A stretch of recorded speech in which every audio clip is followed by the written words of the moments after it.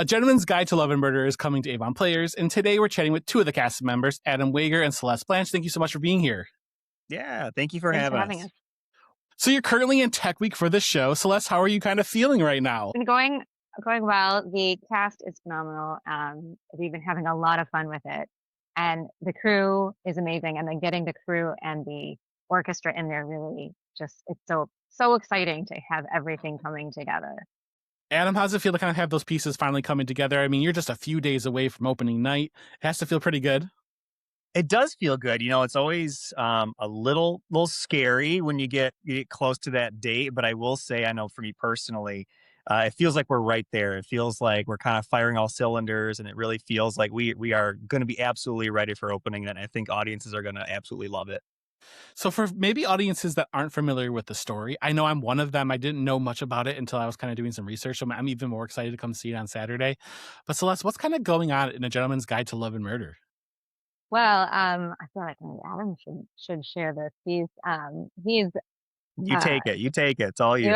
okay, all right. Well, Adam is Montague, who finds out unexpectedly that he is a bit far down in line to inherit a title in England. This takes place in 1909 in Edwardian England, and so he is, unbeknownst to him, he's the heir to an earldom, and so he is looking at potentially furthering himself socially and in society. So his character is I don't know how I don't know what I give away.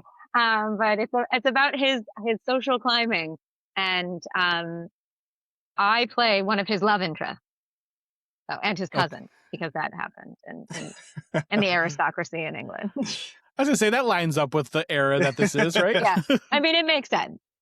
Adam, it sounds like it's such a juicy story. What was it about it that really drew you to this project? Yeah, I mean, I wasn't too familiar, so kind of doing a little research on my own. It was just, it's kind of you think of like a whodunit story, right? And this is not like that. We already kind of know who done it. I don't want to divulge too much as to what it is, but it's more of like a how it's done, right? So it's kind of the audience kind of Sure. already knows when the show starts kind of where this is headed pretty early on. It's just kind of like the journey of how Montague kind of gets there, and also the characters and love interests as it goes along. And it's just fun, and it's silly, and it's almost like a dark theme, but done in such a fun and silly light way. Those tones, how do you feel like they kind of like I mean, darkness and light can always go together, but like, how do you feel like the show really balances the humor with the fact that there's murder in the title? Yeah, that's exactly it, right? It is a balance, and I feel like the way the story is written and the characters, and it's a constant back and forth. Again, these dark themes and murder is in the title, right? And it's just the way that it happens and the way the story kind of just flows, just leads itself to be funny and hilarious, and we have some amazingly funny actors that we're blessed to kind of be with in this, and I think it just pulls off beautifully. So again, I'm keep saying it, but I'm just super excited for everyone to see it. Celeste, what was it about for you about that script that's like, yes, I need to be a part of this show? Well, the first time I ever really became familiar with it was when it was on the Tony Awards, when it first came out. So I don't recall the year, but there is a very kind of iconic song that Adam and I get to sing with another of our amazing castmates, Hosanna, and it's the coolest song. And they did it at the Tony Awards, and I watched it and I thought, oh my gosh, I want to do that. And so the costuming was great. The song is really funny and clever, and the staging was so inventive. So really, it was just that little snippet on the Tony Awards that really intrigued me. And then having seen some productions in the area, I really loved it, enjoyed it when I saw it on stage, and thought this would be a great opportunity to get out there. And it's my first production with Avon, so I was like, Avon's doing it. They always do wonderful shows, so I'm going to throw my hat in the ring there and see what happens, because I've always enjoyed the productions there. And so it was just things came together really nicely. It was a show I was interested in and got me out into a new theater where I've met some really amazing new people and been having a wonderful time. That's really cool though that you had enough information to be like, yes, I've seen this show, I know this show, I got to be a part of it. And then Avon, what a perfect opportunity. Yes, yes. And Adam, you got to open us up this season and close us out. That's kind of awesome as well. Lucky Returning to me, right? Avon. Yeah. What is it like to kind of come back to close the season after doing the Prince of Egypt? Great. Honestly, Avon for me it's like my home. It's my home theater. I've spent a lot of time there with, productions, and every time, it's special, it's unique. And but at the same time, they put on great productions, and the experience coming from someone being on stage there and even being off stage sometimes, it's a great place. Things are well run. You know what you're getting. It's welcoming. So I would encourage anyone who's listening that has any interest in auditioning anywhere, check it out, because I never hear any complaints. People that go there love being a part of all their productions. So again, it's special as always. I mean, absolutely. I mean, I've seen you in so many different shows there. I feel like the first one I saw you in was Sweeney Todd, and that was Mhm. just also an incredible show. And it's awesome to be able to have like the musicals there. You are like kind of like a pillar in a lot of these musicals that show up. So it's cool that you're able to come back and be part of the show. Um, but you mentioned that you're playing Montague. Who do you feel like Montague is to you? Montague is kind of what's a good way to put it? I feel like he's a little bit of a victim of just like happenstance. You know what I mean? Like he gets thrust into this story that he wasn't anticipating to be in, and this scenario he wasn't anticipating to be in, and yet he kind of embraces like this role and this trajectory of where his story's going. And he just kind of goes full throttle, right? He kind of decides this is the action, the steps he's going to take, and he goes for it. And yet at the same time, things kind of fall into his lap in a lot of ways, and just kind of goes with it. He's just it's an interesting combination of, again, intent, and he's got a mission, he's going for it, but things just tend to work out for him. That's kind of how it's going. So what's kind of your process then for bringing him to life? Because he sounds like almost like a larger than life character on the stage. Yeah, it's been a journey. I feel like at first it was a little hard to wrap my head around. I didn't have a lot of reference points with this production. So it was first reading the script. But when it really starts to click is when you're on stage. I feel these last couple weeks, that's when things really start to feel real. You get the blocking, and then the interactions with other actors on stage, like Celeste and our other amazing actors and actresses on stage. And that's when it really starts to click, right? You're starting what's happening in these moments in the story, interacting with each other kind of helps me wrap around, okay, how was Monty? How am I going to take this moment? How am I going to, react? What is my character thinking? It really, what for me, it's when you're physical and you're on stage. That makes sense. When you're finally embodying that character and in Yeah. all of his glory. Yeah. Yeah. So Celeste, you're playing Phoebe, and you kind of mentioned love interest, cousin. There's a lot of different words here, but when it boils down, who do you feel like not who Celeste is? Who do you feel like Phoebe That's a big is? question. Yeah, I was like, I'm gonna put on my therapist cap for a second. Oh, I did this. This was not going the way I thought it was. But who do you feel like Phoebe is to you, or like how do you like? What does she kind of encompass? Well, Phoebe's she's really fun. I think the script is nice because it does lend itself well to giving you some interpretations, some flexibility to interpret. I feel like she's a bit silly. She's in a great way. She's clever. She's witty. She's smart. And you don't necessarily see that initially, but after the course of it, you get to see her kind of um, come out of her shell, and she actually sings a song specifically about that. But she's to me, she was really interesting. I love vocally, she's a soprano, which is exciting to see a really legit soprano role out there, because Sure. those aren't there aren't as many of those out there these days as there used to be. So it's kind of exciting to try something there. But she's just I think she lends herself well to interpretation. I really feel like I've gotten to bring some of myself into her, and to make some choices and have some ideas about her that I've gotten to explore on stage. And what's nice is the cast, as Adam mentioned, it's such a strong, amazing cast of people, and work very well together. So people have been very open as you're trying things, and that you really learned from each other and been able to experiment with our characters and really find them. And I think that has been a lot of fun. But Phoebe definitely has grown from what I saw her as initially to what she will come to life as when the show opens. So when you're developing her, like, does she present herself in a certain way in those moments to kind of, this is who Phoebe is, or like, what is that process for you? So for me, Phoebe is an aristocratic woman. So she's got these set of social norms and things that she has to do and things like that. But um, through some of the dialogue, she talks about being perceived as differently as than what she is. So she really lends herself well to, here's the norms of what I'm supposed to be, but I'm different than that. And so I think that helped and gave me some license to play. And Sure. then when you've got a strong group of people you're with and and other actors who are very giving and very collaborative, you get to play and you find the things that work, you find the things that don't work too. But you really, as you're going along, you can truly find what is working for that character for you and what is working as that character is interacting within the space and with the other people on stage. So it's really, I think, the process and being open and flexible and willing to try new things and willing to know that perhaps they will be great and perhaps they won't, and then go back and try something else. So Yeah, absolutely. I feel like, I'm not an actor, but I am a writer, and I feel like sometimes as I'm writing characters, they kind of they expose themselves differently in those situations. It sounds like it's very similar of like where sometimes Phoebe comes out depending on who you're talking with in those moments, but also in the lines that she's saying, there's a depth to it that you can kind of explore and work with. definitely, definitely. So Celeste, what would you say has been maybe the biggest challenge of this production for you? I don't know. It's been so much fun. I really, even any challenges, I'm not. It's been such a delightful experience.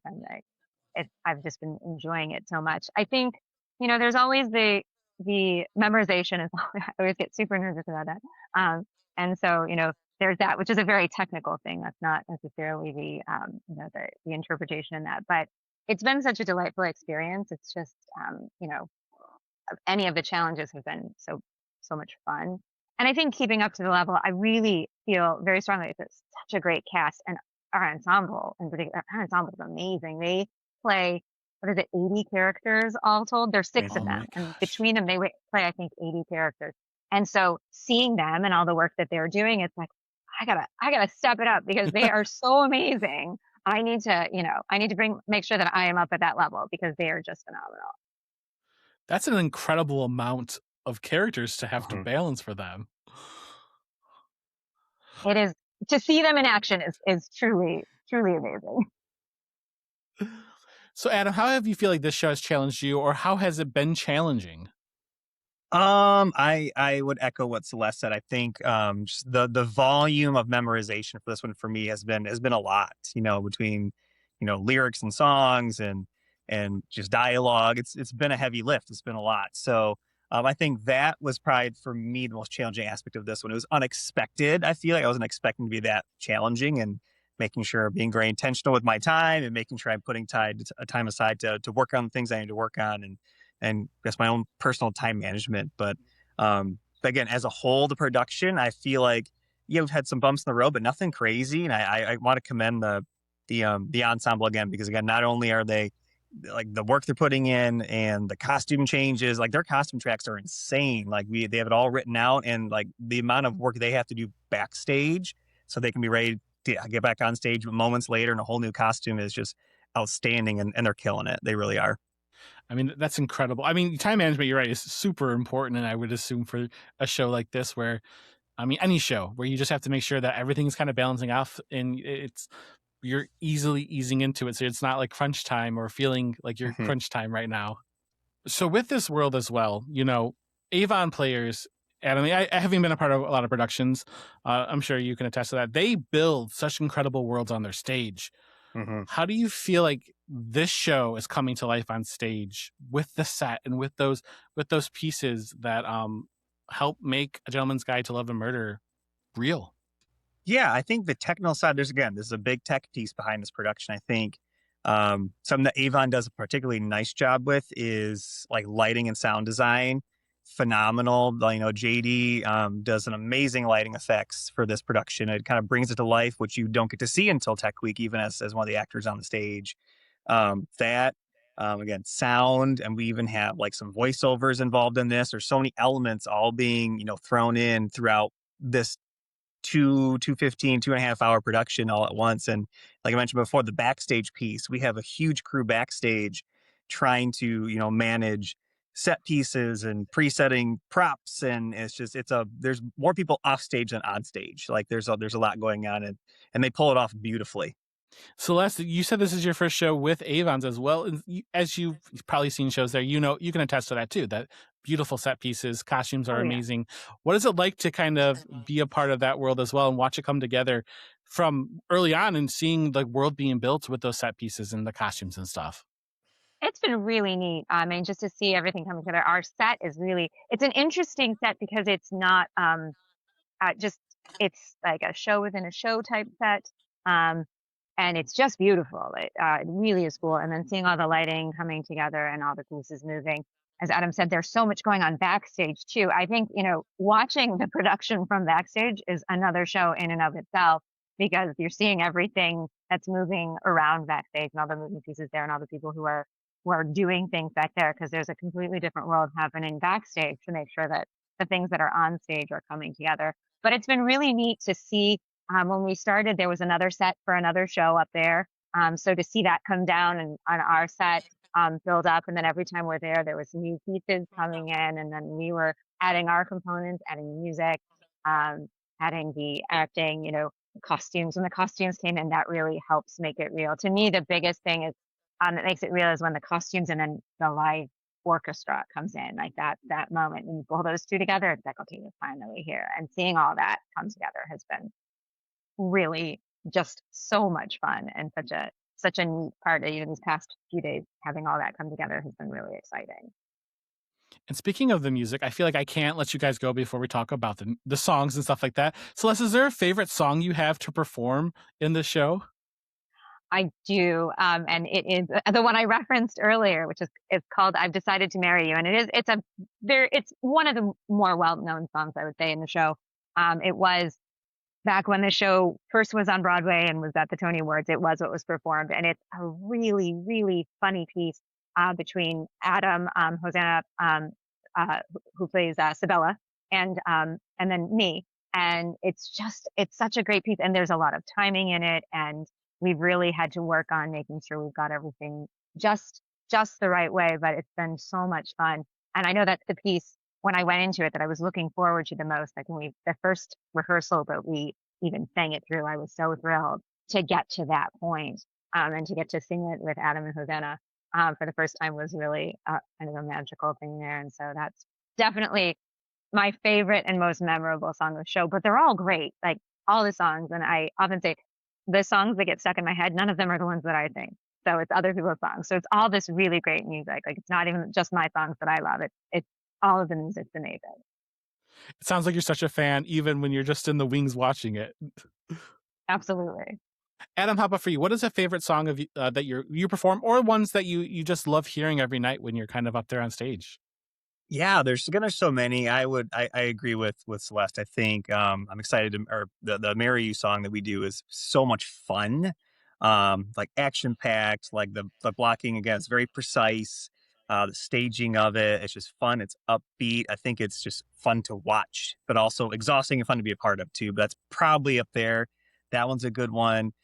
We have another castmate named Tom who plays many characters on the show, which is part of the fun of it. Is he plays, was it 9 people throughout the entire production, and that's part of the fun of it. And he's got so many fun songs that he brings such a good comedic element to, where you're just enjoying the song, not necessarily just for the music, but for the comedy that the music also brings as well. That's awesome. That's awesome. And then one final question for both of you, and Adam, I'll start with you. It's just, what are Sure. you hoping audiences take away from this production of A Gentleman's Guide to Love and Murder? I hope they just walk away with big smiles and just enjoying it, because I can't imagine anyone walking away and not loving it. They're going to go in, they're going to be ready for something that's fast paced, fun. That I think people are going to be surprised at how much they enjoy the show, especially if they don't really know what they're getting into. So I hope they leave just with happiness and smiles. Absolutely, absolutely. And Celeste, how about for you? What are you hoping audiences take away from this production?